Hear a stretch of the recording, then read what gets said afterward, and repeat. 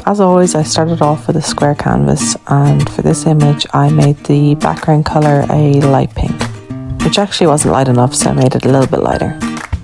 I used the monoline brush, which you'll find in the calligraphy section, and make sure the size is selected all the way up to max. Next, select the colour white, and you can do this by double tapping near the white section inside the colour wheel. So the first thing you're going to draw is a very rough rectangle, and when you get to the end of the rectangle, keep your pen on the canvas so the options come up along the top. From there, select rectangle and drag the white colour to fill in the space. If you want to resize your rectangle, select the cursor and uniform, and then just drag to the size you want.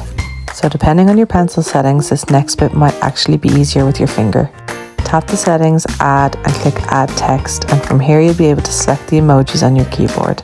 If you scroll along through all the different sections, you'll eventually find the 4 different playing card emojis. But for this one, I'm going to use the heart. Turn off snapping and magnetics and resize the heart so it sits in the middle of your rectangle. Once you're happy with the placement, duplicate this layer. Select the cursor and resize the new heart like I have here, and then place it in the top corner, but leave a gap on top for the letter A. Duplicate this layer and then select the cursor and click rotate 45 degrees until the heart is upside down. Then place it in the bottom right corner with a gap underneath it for the other letter A. Next, click settings and add text, and for this you can pick any font you think might look nice. I use the Dito font, which I think comes standard with Procreate. Next, you're just going to type the letter A and then change the colour to a red colour by double tapping to highlight and selecting red on your colour wheel. Then resize it so it fits in the top left hand corner. And once you're happy, duplicate the layer and again select the cursor and rotate until it's upside down. Then drag it to the bottom right hand corner underneath the other upside down heart. Now that you've drawn your card, select the layers and merge all of your layers together so that the playing card is on one layer. Select the cursor and click distort. Then drag the corners like I have above to make it look like the card is floating in midair. To make the shadow, the first thing you'll do is duplicate your layer.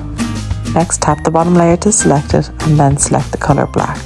The layer again and click alpha lock. Tap it once more, click fill layer, and then you can tap it again to turn off alpha lock. Then tap the small n and turn the opacity down to about 50%. This is so your shadow doesn't look too dark. Then click your adjustments and Gaussian blur and blur your shadow up to about 10 or 11%. Then when you're done, click the cursor, click uniform, and then drag the shadow down so it looks like the card is floating in midair. And that's all there is to it. I hope you enjoyed this tutorial and please follow for more.